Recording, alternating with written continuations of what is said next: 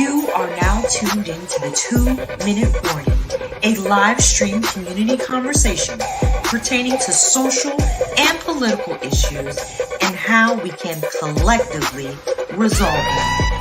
Powered by the Westside Gazette.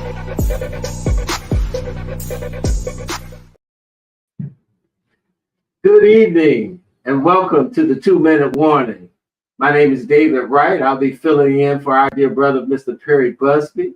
And again, welcome to the 2-Minute Warning, hosted and powered by the Westside Gazette, Broward County's oldest, boldest, blackest family-owned newspaper.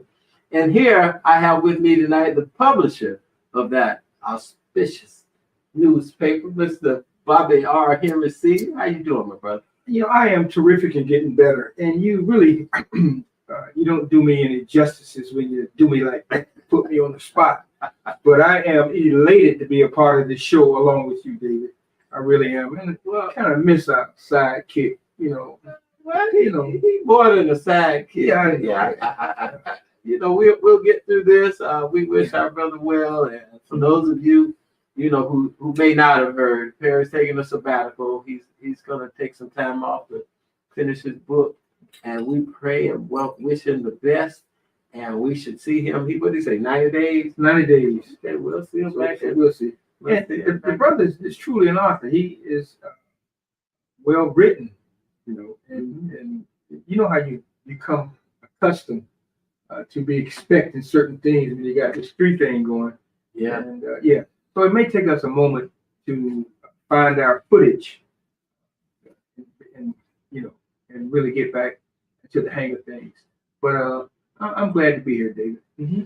Absolutely. And I'm just feeling outstanding again. In the words of Charlie Wilson, it's outstanding, man. It just gets better and better every day. Gooder and gooder. Even with all the obstacles and everything that shows up in life, to kind of have your feet planted on solid ground prepares you to deal with those things. And I just pray we all get a understanding of what life can be.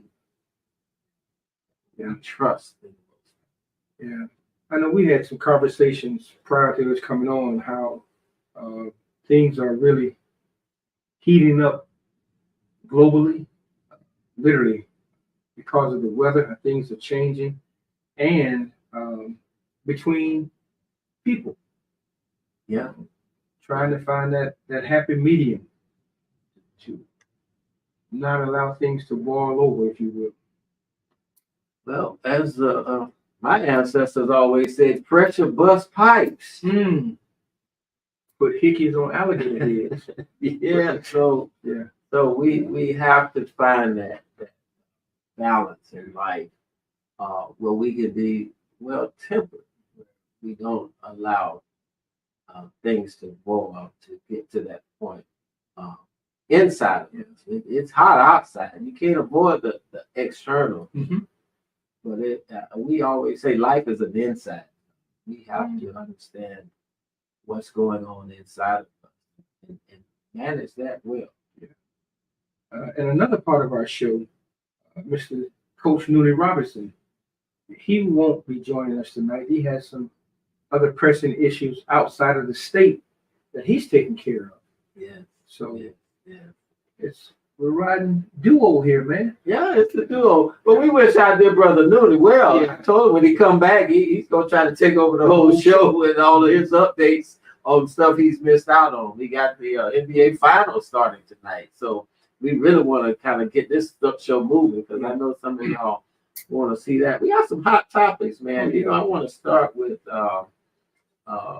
First Lady Michelle Obama. You know, we got word that her mom passed.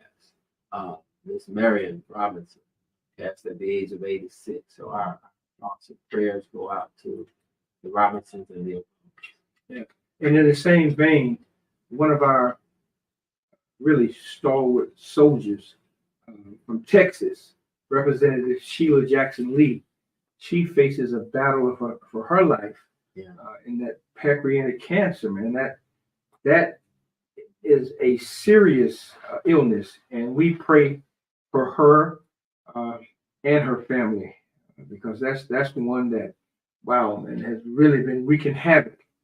And to our viewers, if you have not had a physical or a checkup, please do that. Whatever ailment, whatever what seems to be the smallest thing out of line, please go get it checked out immediately. So our health can't buy it. I don't care how much money you got. No, And can't buy you it. know, we truly have to listen to our body and not ignore what we're hearing. A lot of times we hear it, but we don't want to adhere to it. But please, because you're too valuable. We need you.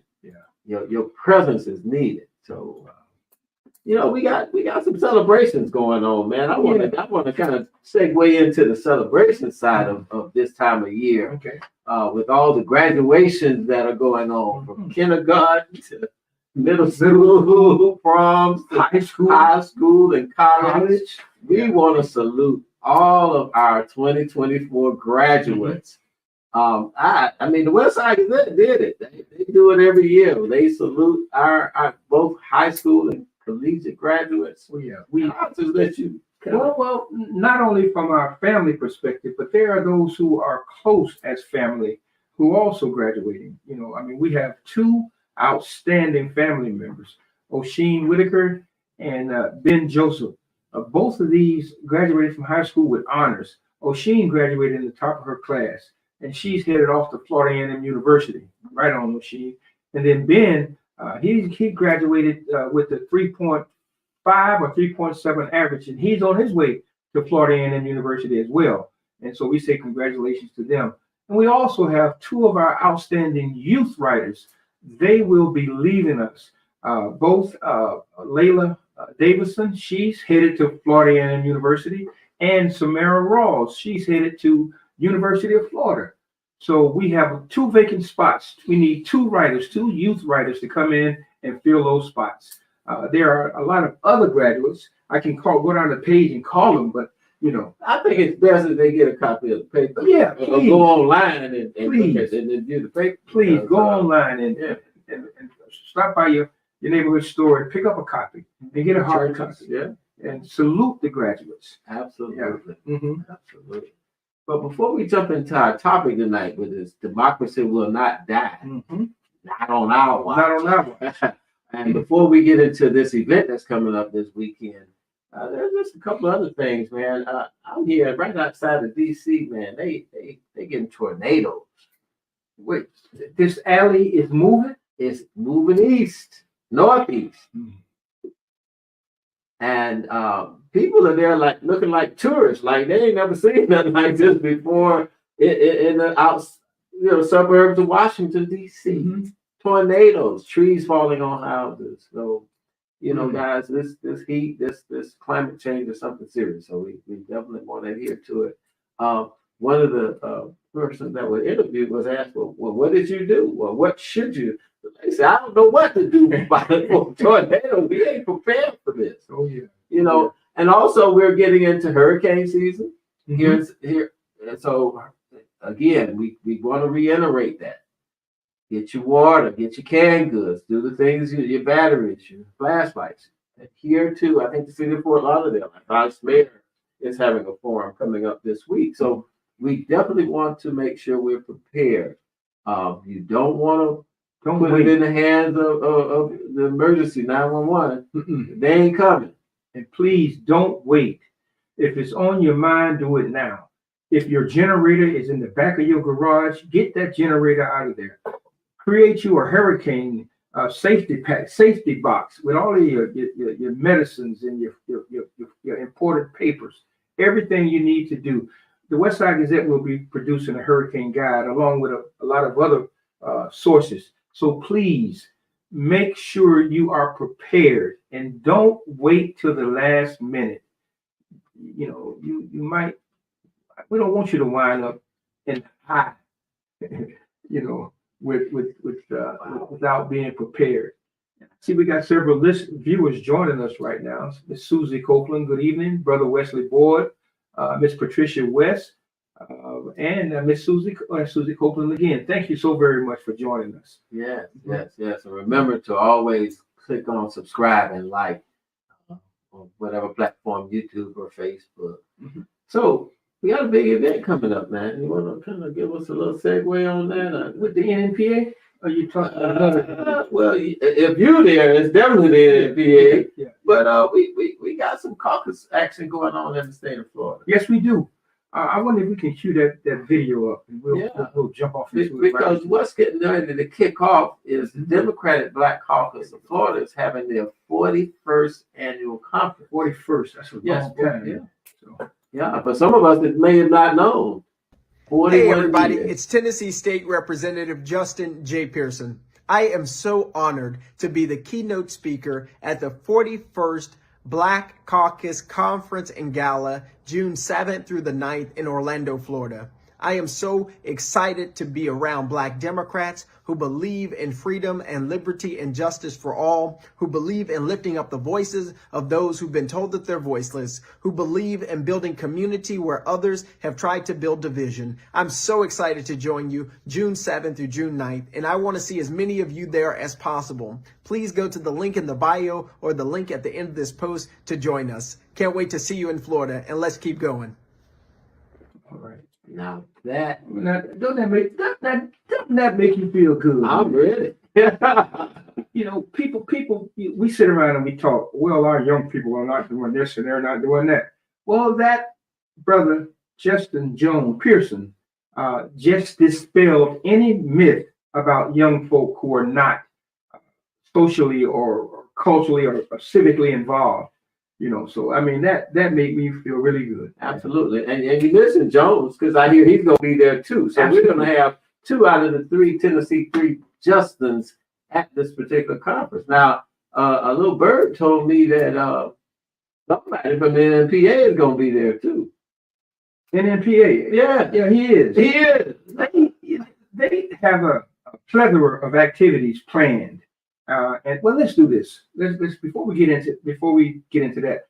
You mind if I bring on our first guest? Sure, go ahead. Okay. Well, it's an honor for me to do this. One of the persons who has been involved with the caucus for a few years and is in her own right a trailblazer in herself is Miss Christina Forrest. Christina is a dynamic leader. She is the first vice president for the Democratic Black Caucus of Florida.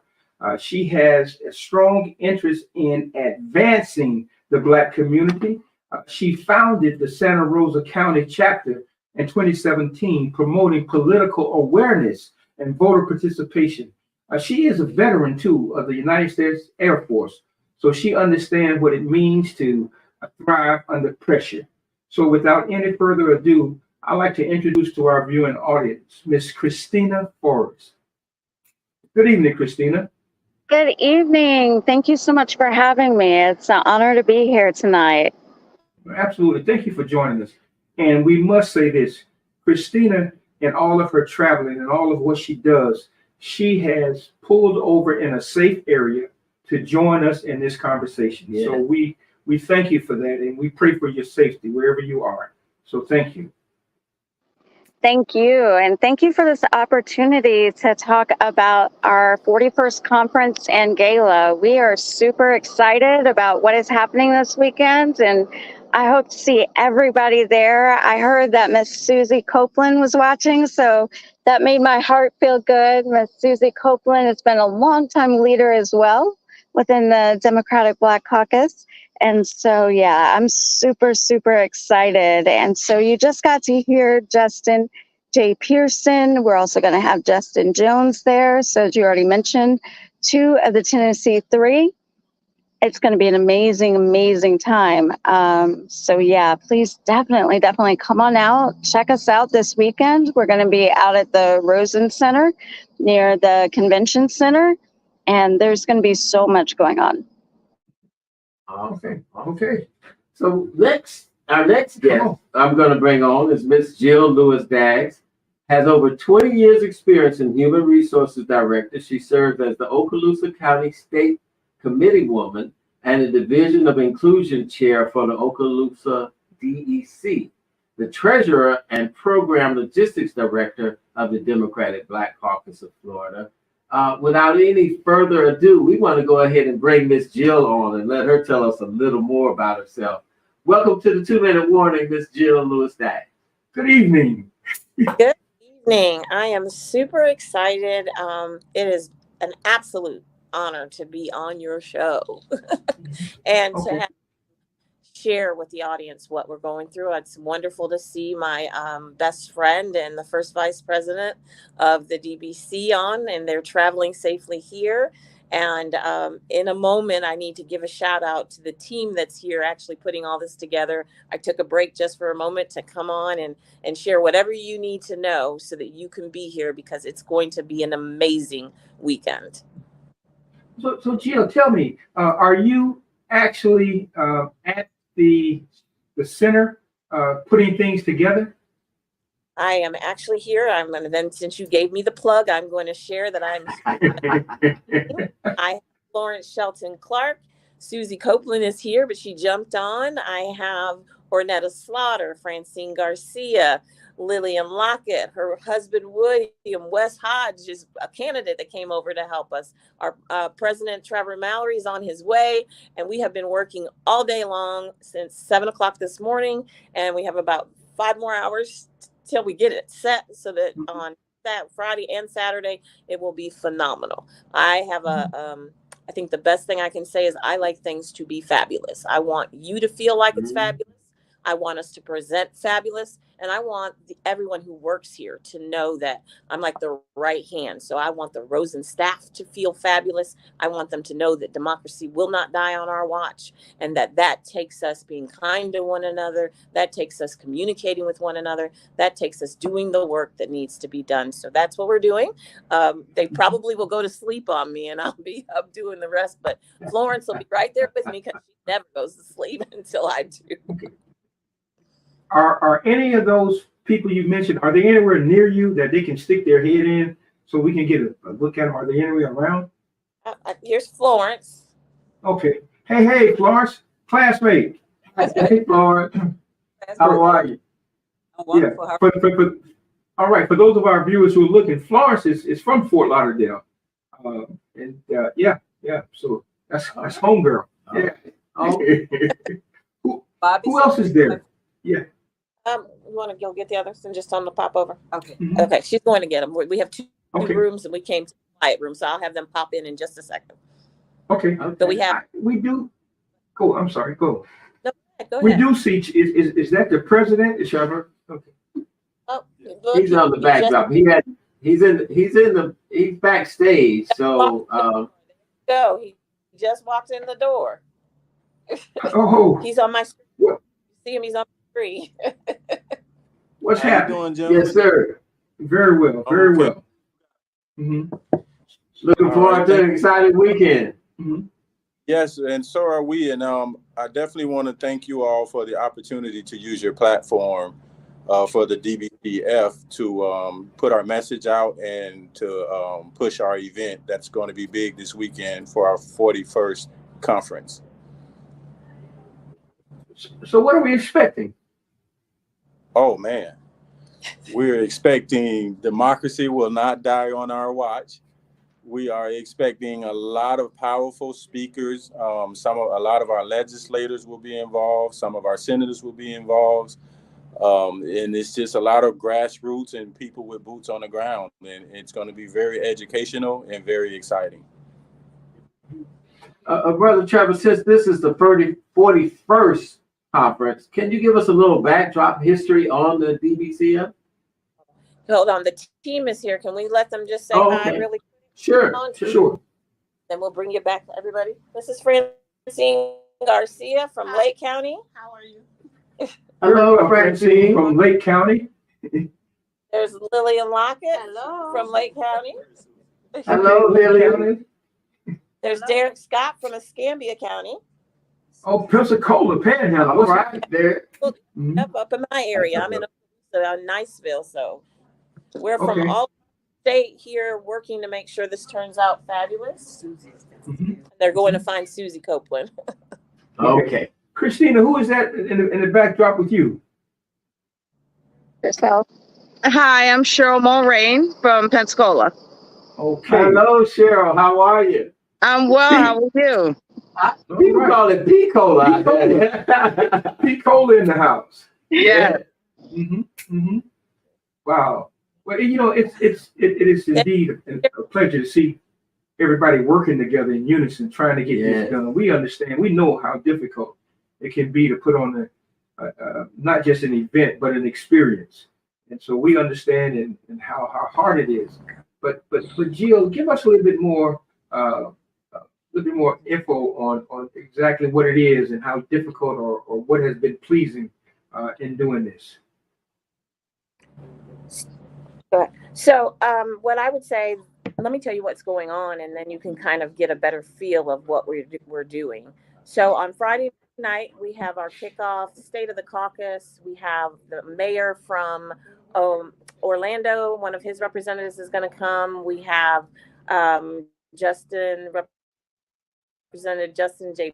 Pearson's going to give a quick welcome. Our fabulous president is going to give the State of the Caucus. And then we throw a fabulous reception, food, drinks, and it gives you the opportunity to meet with some legislators, meet with the people that are coming, gives our caucuses the opportunity to find out what's going on in Northwest Florida, what's going on in South Florida, and then how can we pull all that together and either duplicate or learn from and then implement. Panels, 40 different, and I will add that, yes, you will be on there with us, and we are so excited. And you were instrumental in making sure that we had the media panel, so thank you for that. But we have fabulous panelists coming in, and for the first time ever, we are meeting and combining our efforts with the NAACP, which never happens. And they have enveloped us and said, yes, we love what you have going on. We need to be there. We want to be at the table. We're joining all of the DBCF conference attendees with their state of Florida leadership team. So they'll have over 100 there, and plus our 100. So over 200 people on that fourth panel where we are bringing together entities. So the NAACP, Biden for Florida, the DBCF, Black Voters Matter, all together to talk about how do we work together to make sure that democracy doesn't die on our watch. And probably the only obstacle I would tell you is time, and making it this time because we have to have a conference. We put this together. Everything is on the line. Amen. Okay. Christina, from the VP position, what's your take on it? What are you doing? So my take is that I'm coming to you as a Black woman. Right now, I am terrified every time my husband and my sons leave the house. We live just down the road from where Senior Airman Fortson was killed. There's a war on particularly Black women. We do not have the rights that we had just a few months ago, and it is all on the line. Everything is on the line, and democracy is on the line. So making sure that that message gets out and that we cannot have apathy this election season. We need everybody to come out and vote. That there is so much that if we don't get that message across, we're going to lose. And I don't mean something small and insignificant. I'm talking about our lives. And so just making sure that we all understand what's at stake. Wow, I can really feel what you're saying, Christina, and you're absolutely right. Not just our lives, the lives of our children and our grandchildren and our great-grandchildren. So I do feel the importance, the urgency of getting this word out. Jill, I want to just go back to you real quick. Who do you have there with you also? You just brought, is that Miss Copeland? Yes, I have Susie Copeland with us. There she is. She's here. Hello, guys. Good seeing you. So glad you're putting this podcast on. It's our hearts so great to know that others are out there rooting for us and pushing for us to have a successful conference. Thank you so much for doing this. We appreciate it. Thank you, And I have classmate. one That's right, classmate. all of you classmates. I have a special guest.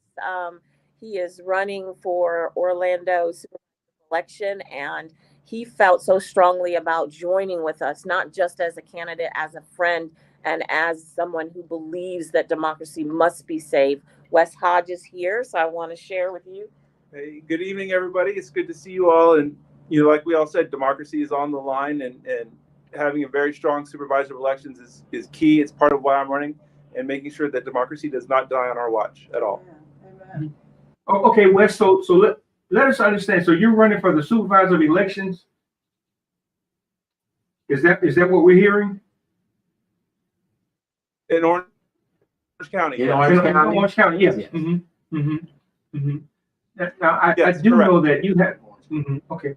I do know that there are some strong workers that I know personally, Miss Susie Copeland, Miss Florence Shelton, so much so that they've been going out throughout neighborhoods and at-risk neighborhoods, if you will, to make sure that literature is being given out and encouraging people to vote. What are you doing, Wes, to make sure that happens? Well, we are in the middle of a special election right now in the city of Orlando District 5, which is a predominantly African-American access seat. And so for the last 2 months, I've actually been out in the neighborhoods, walking with the various candidates, handing out their literature and letting voters know that we do have this special election. There's a runoff on June 18th. So I'm very much an on the grounds kind of person, and making sure that people know that there's an election coming up and they need to have their voice heard. Now, Orlando is a very diverse county. So are you guys able to reach the masses in this diverse community? We are, you know, the disappointing thing was on the initial election back in May, we only had 10% turnout, but we're continuing to work the neighborhood. We're continuing to walk on the streets and continuing to tell the voters that they need to have their voice heard. We're doing multilingual outreach. We're doing Spanish and Haitian Creole as well. So, you know, like I said, we are a very diverse community, and we're making sure that the voters have the information they need and the language they're most comfortable with.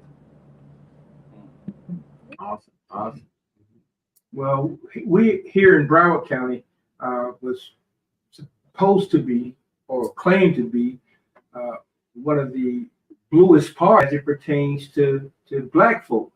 Now, there was a drop off, and trying to reassure or convince or get people to truly understand what it is and what it means, especially this coming election, has been difficult. And not throwing shade, but just that the Democratic message is not really resonating to the point where we need it. Let me go to you, Christina. Are you? I want to ask you a yes and no question. What are you doing to change that narrative that the Democratic Party's message is not resonating with Black folk? So I think that's fair, and I think what changes that is first listening. It's listening to people. It's listening. It's getting out. It's knocking on doors. It's understanding what people need and not us telling. We still have to educate about what's going on in the process, but it really comes down to listening. And so that's what is so amazing about these conferences, is that we get to come together from all parts of the state and bring together what's working, what's not working, regroup, so that when we go back out, we're going out stronger, fortified, and with a solid message that works for where we're from. Where I'm from, in a small town in Navarre, that message may not work in Miami, and that's okay.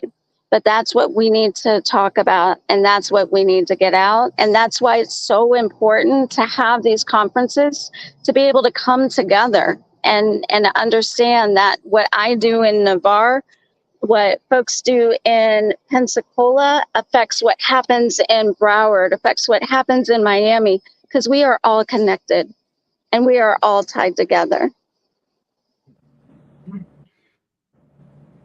So it really sounds like, and Christina, what I'm feeling from you is it becomes personal now. Whatever geographical location throughout the state you're in, you have to bring your passion and create a personal relationship with those you're listening to and talking to share that message. Jill, would you agree to that? Absolutely. What I would say, and I use this example, people are very, very comfortable in their own homes.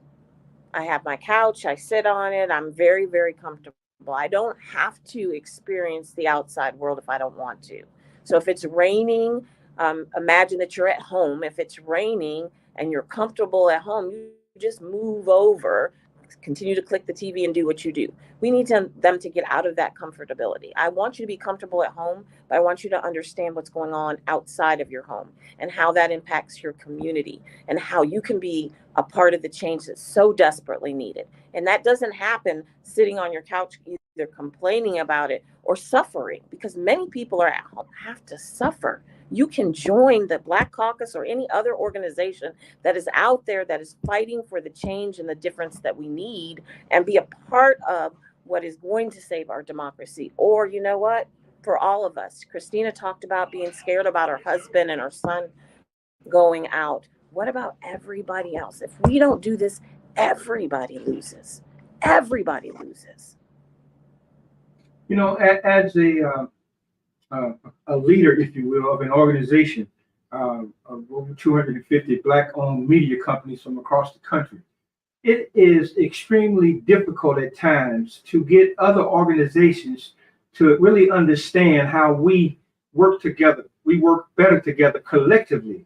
We all share the same, I don't want to say, we share the same impact and love for our communities, but trying to come together on a platform as opposed to working in different silos has been a problem.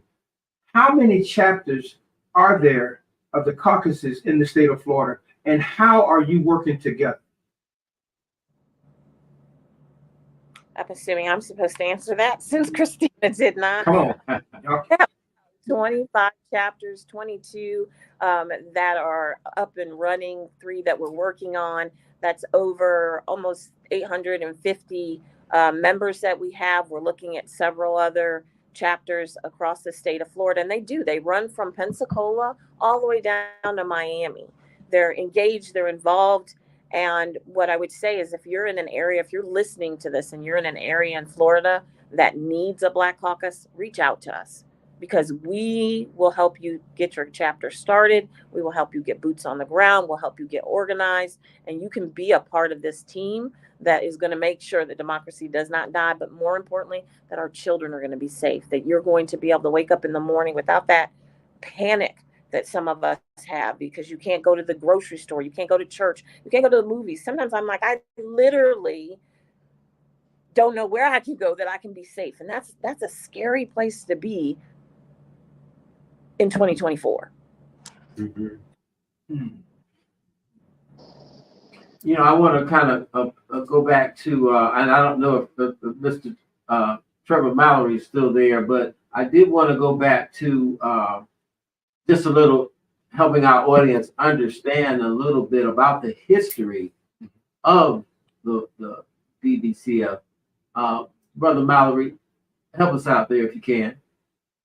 Okay, so in one stance, that was the reason why we went out to find Susie Copeland, because we look at her as one of our historians, right? Because she's one of the longest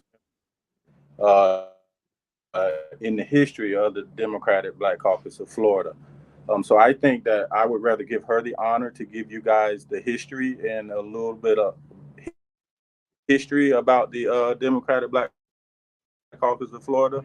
And personally, you know, me as a girl dad, I'm a father of 4 daughters. I do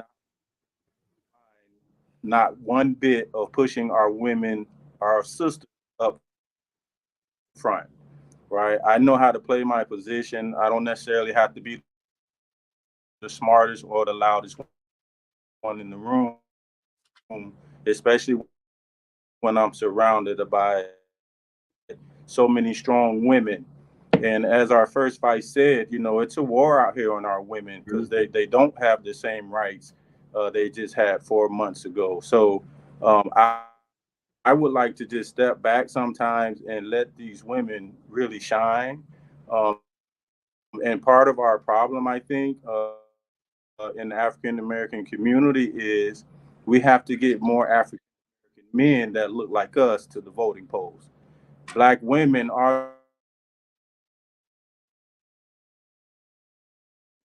the backbone of the Democratic Party when you're talking about voters, and that's a fact. That's a statistical fact that's been proved a little bit more, and to show up to vote a lot more, then I think it will be a different race and a different time for the Democratic Party. So I just want to step back a little bit and let Ms. Copeland give you guys a little history on the Democratic Black Caucus. Mm-hmm. But Brother Mallory, before I let you go, and can you just give us a brief vision? Yes, but before you go, can you just give us your vision of where the caucus is going? So did we lose him, or she's there? Okay, he didn't hear me. Okay. In 19, They still hear me talking.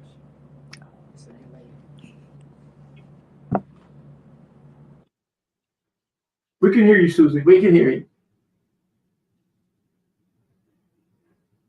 Okay, while they're doing that, Jill, Christina, they seem to have some difficulties. There was Full speed Trevor made that's going to be a very powerful. Are you good?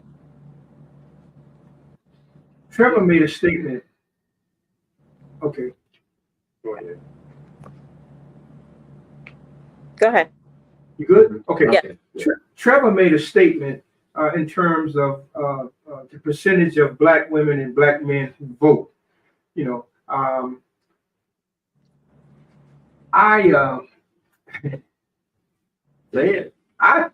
take offense to that.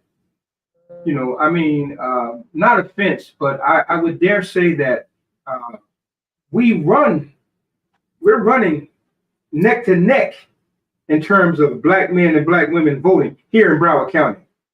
Now, I dare not buy into the national perspective from some other form of poll takers. We have to be really mindful of those polls, who's taking those polls, and what are their reasons for presenting them in a manner that they're doing. Who are they polling? You know, are they polling? When it comes to us, we should do our own polling and get our own results, because every brother that I talk to votes, and I talk to a lot of brothers. So we have to be really mindful of what we're saying to those prospective voters. Okay. Right. It's not the polling, it's actual turnout numbers, right? Like we have our van access and we pull our data. Now, the African American men that are registered to vote, they actually turn out in a good percentage. When I made my statement, I was speaking about the African American men that are eligible to vote but are not registered. If we can get that number up, trust and believe our Democratic Party will be a different party. If they're registered, the voting turnout is very good. So I'm pretty sure you're talking to a lot of Black men that are registered voters. What about the ones that are eligible to vote, but just are simply not registered? That's a big number. That's a huge number. We're responsible for over 2 million African Americans in Florida. And we have to get that percentage of African American men up to vote. It's not a kick on African American males. I'm a Black man. I wouldn't kick myself down. But when you look at the numbers and you educate yourself on the numbers, when you can simply realize that if we get more African American men registered to vote Maybe that's how I need to start saying it. If we can get more African Americans registered to vote, then the numbers will be a lot better for the Democratic Party. And Trevor, you know, if we go back, let's go back to Obama's first run at it. You know, remember the long lines and the brothers standing in line, you know, I mean, pants hanging off their behinds, gold teeth, smelling like they just came out of a hemp factory, you know, but they were there. So that goes back to what I was saying about the messaging. You know, we gotta be point on with our message. Yeah. You know, but no, I concur with you wholeheartedly. Okay, and it's not always. A lot of times, it's the quality of the candidate, because we saw those same long lines when we had Andrew Gillum running for governor. We saw all the same numbers because that was a quality candidate. If we can get quality candidates of that stature,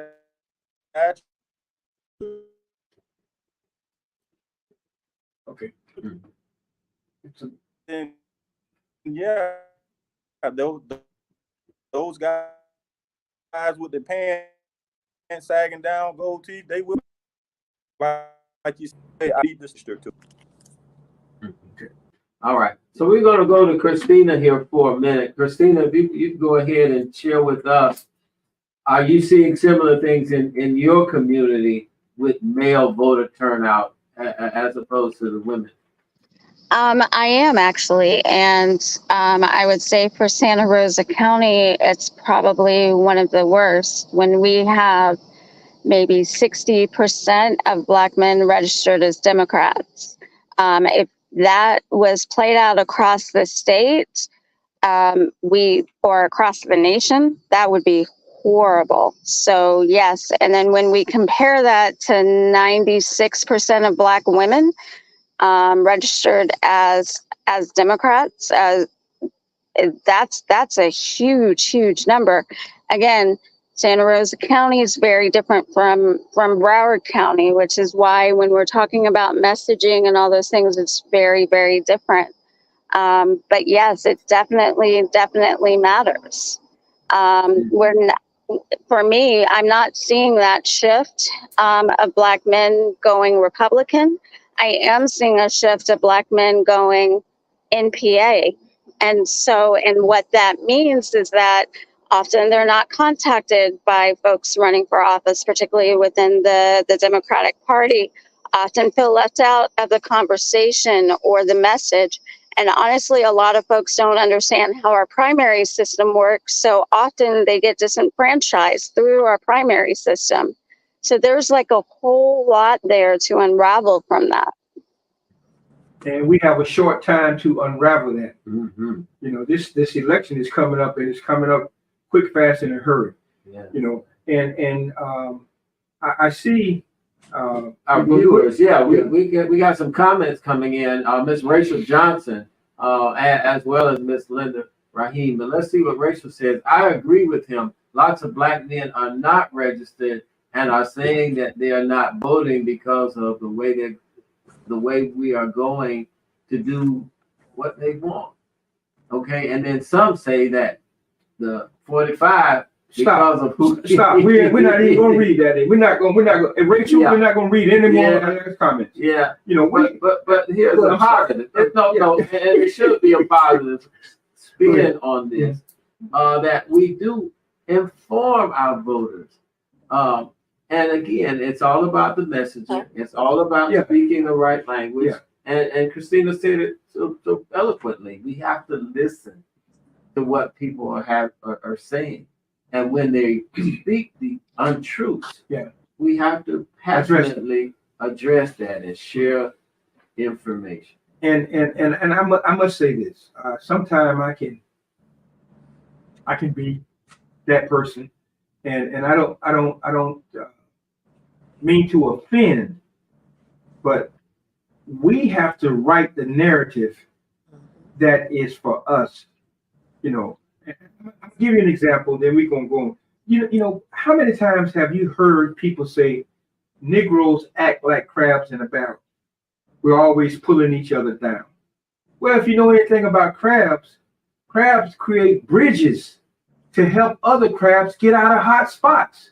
If you ever put crabs into some boiling water, you see how they cling to each other, trying to create a bridge for the other ones to crawl out. We need to write the narrative for us, not depending on somebody else's narrative about us. So let's be careful, and especially coming from the Democratic Party.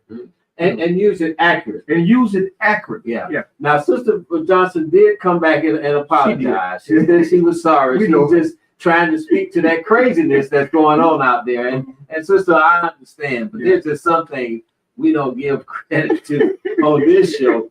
So thank you so much. Thank you so much. Sister Jill, just kind of continue to give us some insight now on what's going to happen this weekend. We've been back and forth. What's going to be the takeaway from those that attend this event? What can they bring back to their communities and be an impact? So I would say the first thing that they're going to take back take from us and take back to their community is that there's Democrats here that absolutely care. That we have shown you that there are candidates that are running up and down the ballot, that we have shown you that there are ways to partner with nonprofits and 501c3s and C4s, and that everything is on the line. I think what we tried to create are panels that are talking about the issues that are plaguing all of us. That we have a panel that is going over media and why are we not using Black media. We have a panel on faith-based and why is it that some of our faith-based spaces, the leadership does not feel like they can just say, go vote or register, not for who, not when, but just that you need to do it. We have a space where Black men are going to be on the panel and they're going to talk about, is the messaging okay? And then we're bringing in our heavy hitter. We're gracious and honored to have Representative Justin J. Pearson. He is young. He is fighting. He's been removed. He fought to get back on. He's fighting again. And he, I believe, is going to give a voice, a truthness to our young people and to our seasoned people, to all of us. I think they're going to be able to sit in that room with over 200 people and say, that's truth. Not what I hear on TikTok, not what I see on Facebook, not what I see on the news, but this is truth, and take it back to their friends and family and then share that. And now we're on a whole different playing field because we don't have a way to get into the TikTok scene fast enough because they hear it. And I have a 23-year-old and a 27-year-old, and my kids tell me, Mom, but they say this and they say this, and their friends say, but Miss Jill, and I'm like, yes, I know what you're hearing, but you know who they will listen to? Somebody that's their age, someone who is walking and talking and living it, someone who was removed because he was saving the lives of children and then had to go back into his community and get reelected, and then is now fighting to get reelected yet again. He's coming all the way to Florida because he sees the trouble, he sees the frustration, he sees the pain, and he knows that if we don't take back Florida now, the entire United States loses. Everyone loses. And Jill, you said something. The key word for me is fight. Now I know those that are my age, when we say fight, we think of a physical confrontation. I'm talking about fighting with anything that's necessary, by all means necessary. Don't come to me whining because you're outnumbered in the house or you're outnumbered on the other side. So you're outnumbered. We've been outnumbered all of our lives. Come to me with bruised knees and busted up hands and, show me that you've been fighting. We are not fighting. You talk about democracy will not die on my watch. If you're saying that, then that means you're talking about a fight. You're not talking about going peacefully into the night, ride off on some horse into the shadows. You're talking about fighting. So Justin. No, we are talking about whatever it takes, depending on where you are. Now, I'm not going to tell you to go get firearms. But I am absolutely going to tell you that depending on where you're at, depending on what your need is and what your community and your family needs, that's the fight that you need to take on. You can no longer sit silent. You can't expect the seasoned people to do it, and we can't rely only on our young people. This is where everybody, all ages, has to jump in, has to fight, and that's what we're doing, whatever that means. And Sister Linda, is that Linda Rahim? Mm-hmm. What Linda says, this is a form of fighting, and this is a tool in the arsenal of fighting. What are Black voters saying about voting by mail? And what is the strategy to get Blacks to the polls? These are, yeah. He's talking, I can't hear. I'd like to hear either one of you, Christina or Jill, answer that one. Then, what are we doing to make sure that we're ensuring that people can vote by mail and getting them to the polls? And I see our candidate for SOE is there as well. So that is one of our major initiatives, is to rebuild the vote by mail. For those who don't know, DeSantis threw everybody off of the recurrent vote by mail. So we had to go back and we have to now re-register everybody to vote by mail. There's going to be a lot of folks who are going to be upset because they have gotten a vote by mail ballot every single year, and this year it's not going to come because they didn't re-register. So a lot of it has to do with education, getting the message out, and that is something that we are working on across the state, making sure it happens in every place that we are. So that is huge, and that's the pathway forward, and that's the pathway to victory. And we have to continue to do so. Jill, did you have anything you want to add to that?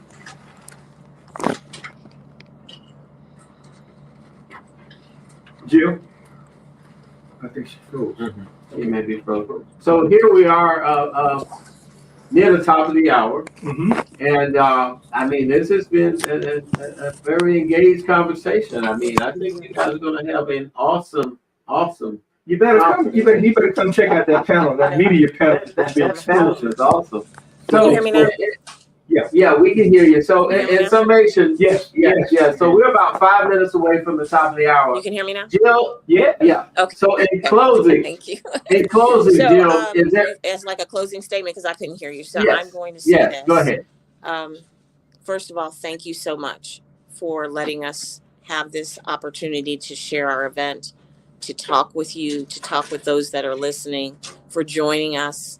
But more importantly, I would just do a special plea that whatever you're doing, I know there's comfort at home, and I know sometimes we sit in front of or in our square boxes. But in 2024, I need you to be a puzzle piece.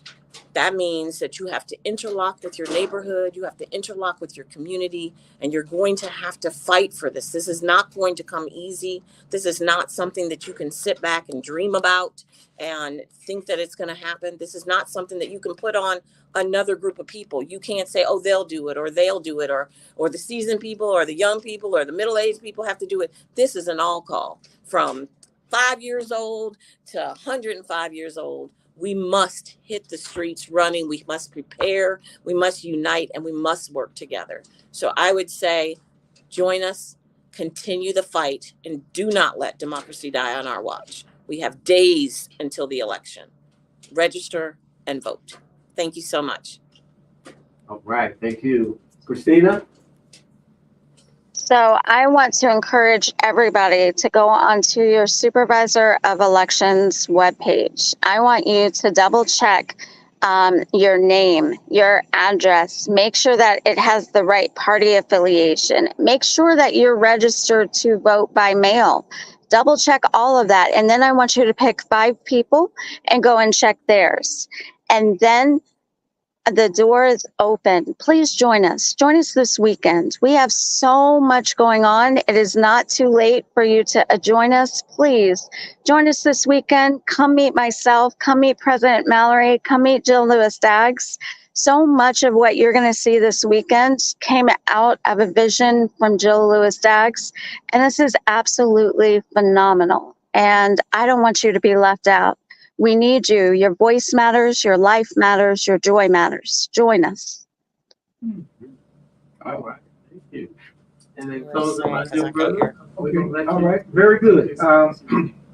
Wow, I wanted to throw a shameless plug in about the NNPA and our conference coming up. Do we have that flyer? That flyer ready? Okay, good. Now, this is our event coming up the month of June as well, from the 19th through the 21st in Baltimore. And see, everything is centered around empowerment and getting people to vote, Black folk to understand what our power is. Believe it or not, our vote is stronger than any money in our pocketbooks and our billfolds, because we can cast a broader array that affect us more. So now let me give my closing But remarks. before you say that, Yeah, you go say ahead. that the vote is more valuable than the bag. That's right. Then who holding the bag? And who holding the bag? Okay. And I really need us to understand that, money runs out, but that vote will last a long time. So yeah, I'm saying that. And also, if you really want to be a part of an engaging conversation, you need to be there Saturday for that media panel discussion. There's going to be some sparks flying, I assure you, but it's for the betterment and for the uplifting as we climb to raise everybody. And in my closing remarks, we should all stand with determined solidarity that democracy will not die on my watch. This commitment is not just to supremacy, but to the principles of freedom and equality. Democracy faces threats from dictatorship, deception, and division. We must guarantee transparency, accountability, and the rule of law. Every citizen's voice must be heard, and every vote must count. And the rights of all individuals, especially Black people and those historically marginalized, must be protected.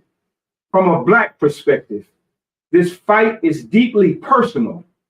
We honor the legacies of Medgar Evers, Sojourner Truth, Martin Luther King Jr., and Nat Turner, and Joe Louis, and all those who fought tirelessly for civil rights, justice, and equality. They died fighting, and their sacrifices must not be in vain. Democracy requires active participation and the willingness to die for it. And I stress that point, to die for it. That means to give up oneself for somebody else. We must empower future generations based upon their history and culture with education, fostering critical thinking, and a deep understanding of God-given values. Yeah. Our commitment to keeping democracy alive extends worldwide. We must support freedom, the freedom movement, the universal of freedom movements, and stand in solidarity with those who are fighting oppression. Democracy is a continuous endeavor. Let us remember, its survival depends on our collective will and actions. I stand committed to fight that democracy will not die on my watch. Now let us stand together, let us work together and fight together to ensure democracy's light will shine through the darkest of times. In GP, are you with me? So thank you all very much. We look forward to seeing you this weekend, starting Friday on through Sunday. God bless you all, and let's make this thing happen. Good night.